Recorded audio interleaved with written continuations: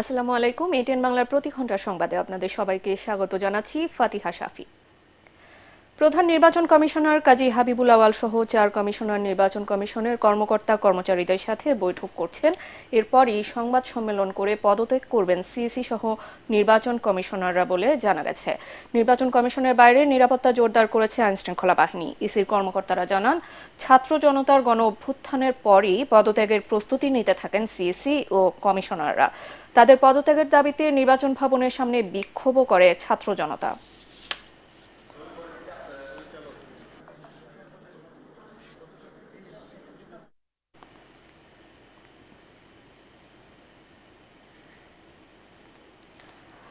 দর্শক, এই মুহূর্তে নির্বাচন কমিশন সচিবালয়ে ব্রিফিং চলছে। আমরা এখন সরাসরি চলে যাচ্ছি সেখানে। বিভিন্ন উপলক্ষে আপনাদের সাথে একত্রিত হয়েছিলাম। বিভিন্ন উপলক্ষে আমরা মত বিনিময় করেছি। আমাদের বিভিন্ন কাজে আপনারা অত্যন্ত আন্তরিকভাবে সকল সময়ে আমাদেরকে সহায়তা করেছেন, যা আমাদেরকে সত্যিই কৃতজ্ঞ বিমুগ্ধ করেছিল। আজকে আমাদের বিদায় লগ্নে আপনারা জানেন, দেশে একটা বড় ধরনের জনতার ছাত্র জনতার যে অভ্যুত্থান, এটা আমাদের দেশকে আগামীতে প্রবল সংস্কারের দিকে এগিয়ে নিয়ে আরও সুন্দর একটি বাংলাদেশ সৃষ্টির যে প্রতিশ্রুতি দেওয়া হয়েছে, আমরা সকলেই আশাবাদী সেই স্বপ্ন অচিরেই বাস্তবায়িত হবে। আগামী দিনের বাংলাদেশ সকল বিষয়, প্রশাসন, বিচার, নির্বাচন সব কিছু অনেক সুন্দর হবে। আমি আমার বক্তব্য দীর্ঘায়িত করব না। আমি ছোট্ট একটি বক্তব্য লিখে নিয়ে এসেছিলাম। আপনারা যদি ধৈর্য সহকারে শ্রবণ করেন, আমি কৃতার্থ হব। দেশের প্রথম সাংবিধানিক সাধারণ নির্বাচন 1973 সালে অনুষ্ঠিত হয়েছিল। সেই নির্বাচন নিয়েও ছিল অনেক বিতর্ক। 1979 ও 1987 সালের সাধারণ নির্বাচন সামরিক শাসনামলে হয়েছে, ফলাফল নিয়েছিল বিতর্ক। 1991 নির্বাচন সম্মত রাজনৈতিক রূপরেখার ভিত্তিতে একটি তত্ত্বাবধায়ক সরকারের অধীনে হয়েছিল। 1996 ও 1901 সালের নির্বাচন সাংবিধানিক নির্দলীয় তত্ত্বাবধায়ক সরকারের অধীনে সূক্ষ্ম বা স্থূল কারচুপির সীমিত সমালোচনা সত্ত্বেও সার্বিকভাবে সুন্দর ও গ্রহণযোগ্য হয়েছিল। 2008 সালে নির্বাচন সেনা সমর্থিত নির্দলীয় তত্ত্বাবধায়ক সরকারের অধীনে অনুষ্ঠিত হয়েছে। সেই নির্বাচনে বিএনপি মাত্র 27টি এবং আওয়ামী লীগ 230টি আসন পেয়েছিল। নির্বাচন বিতর্কের ঊর্ধ্বে ছিল না। নিরাপদ প্রস্থান বা সেফ এক্সিট বিষয়ে বিএনপি এবং আওয়ামী লীগের সাথে সেনা সমর্থিত অসামরিক তত্ত্বাবধায়ক সরকারের দর কষাকষির বিষয়টি প্রকাশ্য ছিল। সেই প্রশ্নে বিএনপি এবং আওয়ামী লীগের অবস্থানও গোপন ছিল না। 2014, 2018 এবং 2024 সালে নির্বাচন সংবিধান মতে দলীয় সরকারের অধীনে হয়েছে। 2014 সালে নির্বাচনে বিএনপি সহ অনেক দলই অংশগ্রহণ করেনি। ফলে সেই নির্বাচনও 2024 সালের অনুরূপ অন্তর্ভুক্তিমূলক তথা ইনক্লুসিভ ছিল না।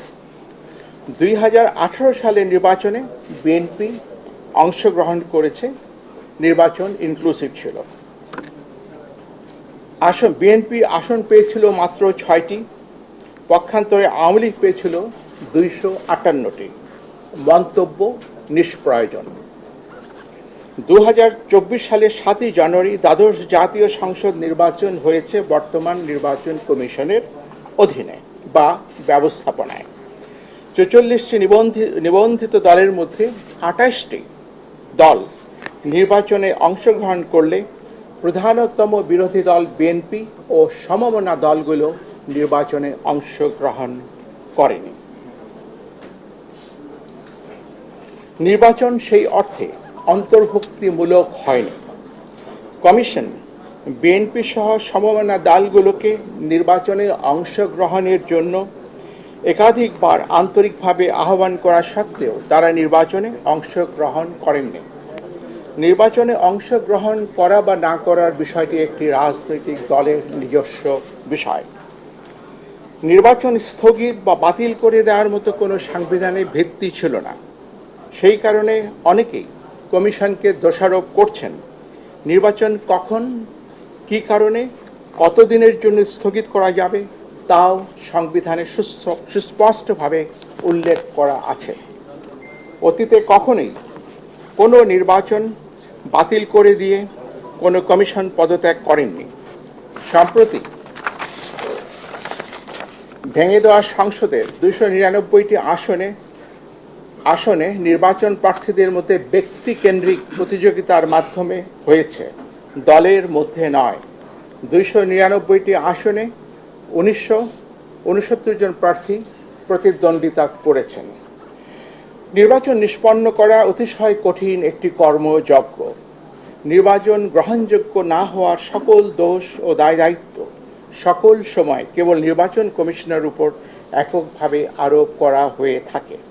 একটি কমিশন না হয় অসৎ বা পক্ষপাতদুষ্ট হতে পারে, কিন্তু সকল সময় সকল কমিশনই অসৎ বা পক্ষপাতদুষ্ট হতে পারে না।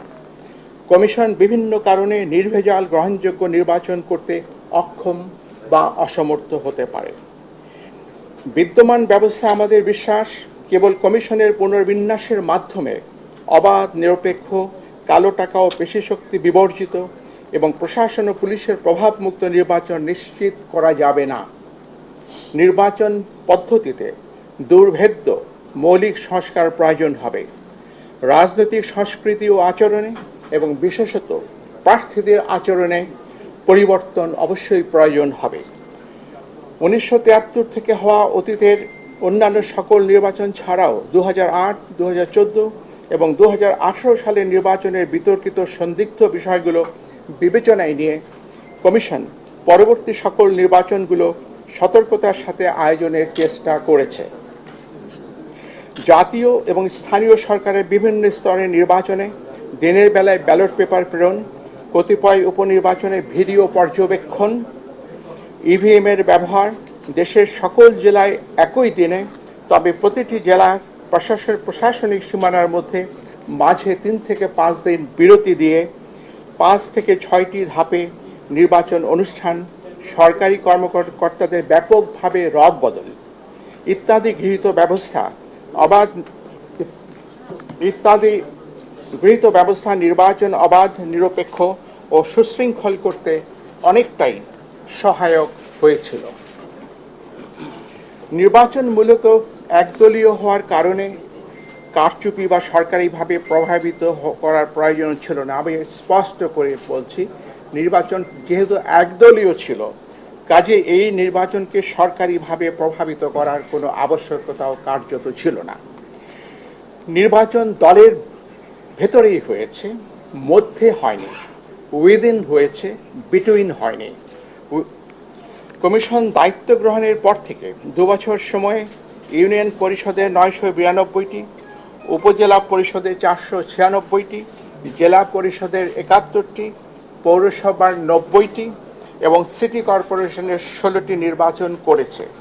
নির্বাচনগুলো সততা, সিদ্ধতা, নিরপেক্ষতা, অবাধ হওয়া নিয়ে অতীতের ন্যায় ব্যাপক বিতর্ক বা সমালোচনা হয়নি।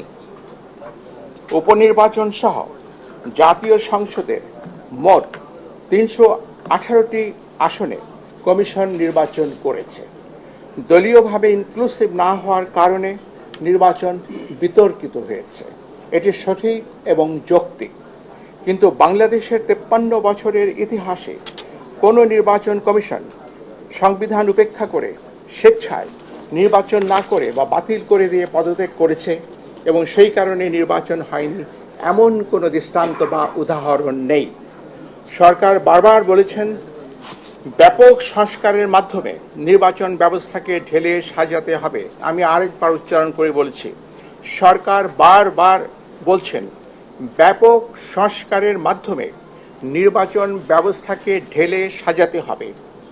নির্বাচন বারংবার ব্যর্থ হওয়ার প্রকৃত সত্য কারণ এই কথাটির মধ্যেই নিহিত। কমিশনের সদস্যরা সংবিধান মেনে দায়িত্ব পালন করে থাকেন। আমাদের কর্মকালে আমরা গণমাধ্যম, প্রশাসন, আইন শৃঙ্খলা রক্ষাকারী বাহিনী, সশস্ত্র বাহিনী সহ আবশ্যক সকলের আন্তরিক সহযোগিতা পেয়েছি।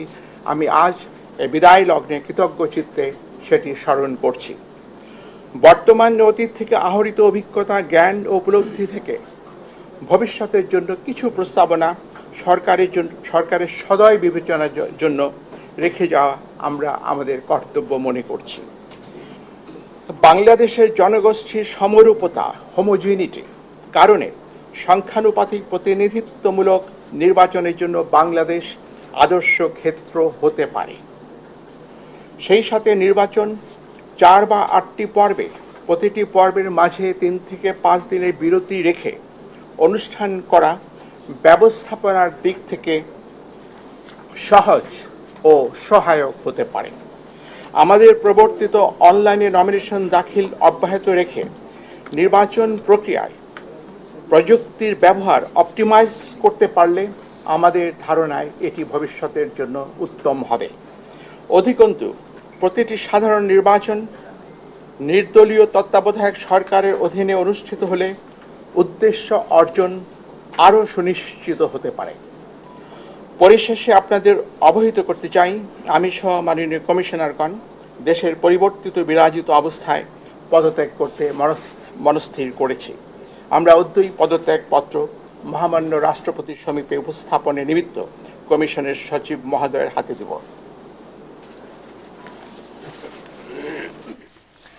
দর্শক, এতক্ষণ নির্বাচন কমিশন সচিবালয়ে বক্তব্য রাখছিলেন প্রধান নির্বাচন কমিশনার কাজী হাবিবুল আওয়াল। সরকারের পতনের 1 মাস পূর্তিতে রাজধানীতে আজ শহীদি মার্চ কর্মসূচি পালন করবে বৈষম্য বিরোধী ছাত্র আন্দোলন। বুধবার সংবাদ সম্মেলনে সমন্বয়ক সার্জিস আলম এই কর্মসূচি ঘোষণা করেন। শহীদি মার্চ বিকেল 3টায় রাজু ভাস্কর্য থেকে শুরু হয়ে নীলক্ষেত, কলাবাগান, মানিক মিয়া অ্যাভিনিউ, ফার্মগেট, কারওয়ান বাজার, শাহবাগ হয়ে রাজু ভাস্কর্যে গিয়ে শেষ হবে। সমন্বয়ক সার্জিস আলম বলেন, আহত অনেকে এখনও হাসপাতালে, তাই বিজয় মিছিল নয়, শহীদি মার্চের এই কর্মসূচি।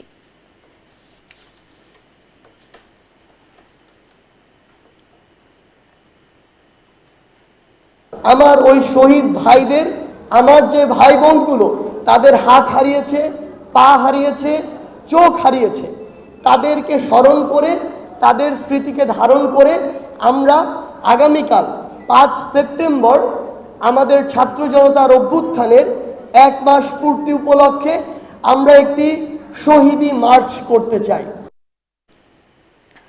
পরবর্তী সংবাদ দেখার আমন্ত্রণ জানিয়ে এখনকার মতো শেষ করছি। এটিএন বাংলা সংবাদ ইউটিউবে দেখতে ব্রাউজ করুন, youtube/ATN Bangla News। ধন্যবাদ।